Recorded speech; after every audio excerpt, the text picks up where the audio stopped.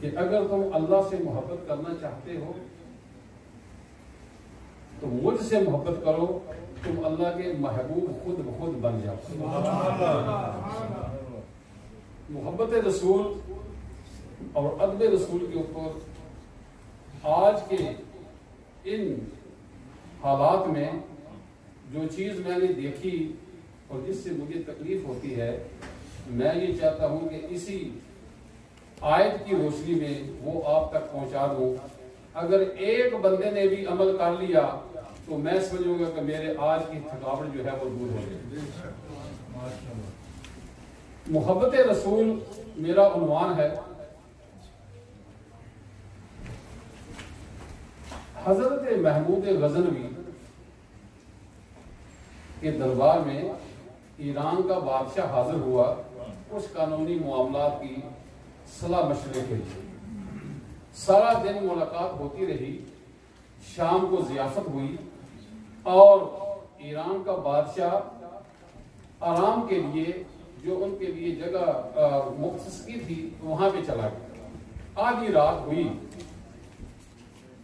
تو سلطان محمود غزنوی اپنے ایک کیمپ میں جو اس کا خیمہ لگا تھا اس میں چلا گیا۔ تھوڑی دیر کے بعد اس نے آواز دی، حسن۔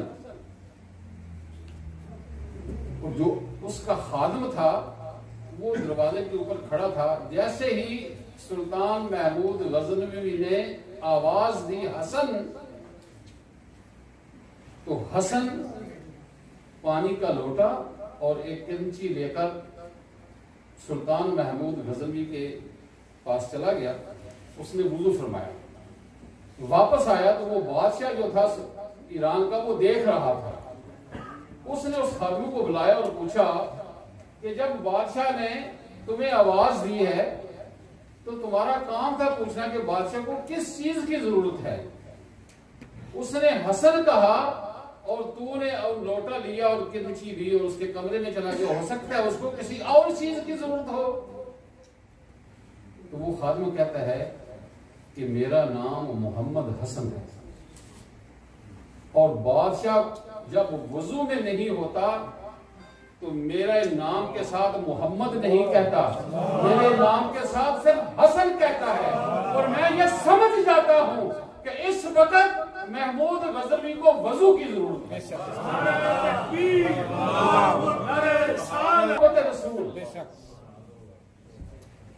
آج ہم جب نبی کریم صلی اللہ علیہ وآلہ وسلم کی ولادت کا کیک کاٹتے ہیں تو اس کے اوپر لکھتے ہیں عید میلاد النبی صلی اللہ علیہ وآلہ وسلم یا برتھ ڈے آف پروفیٹ محمد صلی اللہ علیہ وسلم، پھر ہم اپنے ہاتھوں سے اس کے اوپر چھری چلاتے ہیں۔ یہ ادب رسول کے خلاف ہے۔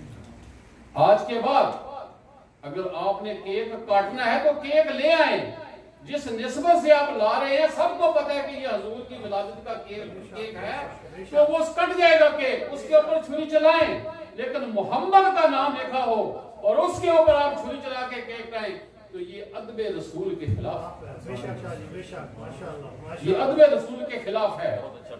اور ایک اور محبت رسول میں حضرت داتا گنج بخش علی حجویری رحمۃ اللہ علیہ کشف المحجوب میں ایک بڑا خوبصورت پیغام لکھتے ہیں۔ کہتے ہیں حضرت باجزید بستامی بوڑھے ہو گئے، عمر 85 سال اور اس سے بھی زیادہ ہو گئی۔ اللہ کی بارگاہ میں عرض کی کہ اے میرے مالک، تیرے تک پہنچنے کا کچھ آسان راستہ بتا دے۔ یہ میں 85 سال محنت کرتا رہا ہوں، اگر کوئی آسان راستہ بتا دے تاکہ ہم تک سچ پہنچ سکے۔ اسی دن حضرت باجزید بستامی کو معراج ہو گئی۔ ایک معراج ہوتی ہے انبیاء کی اور ایک معراج ہوتی ہے اولیاء اللہ کی۔ اللہ ان کے دلوں کے اوپر القاء کرتا ہے۔ اللہ نے فرمایا باجزید محمد کو جانتے ہو؟ عرض کی میں تو ان کا خادم ہوں، میں تو مالک ان کا نوکر ہوں۔ فرمایا محمد کے قدموں سے اٹھنے والی خاک کو اپنی آنکھوں کا سرما بنا لو تو مجھ تک پہنچنے میں چند ہی منٹ لگے۔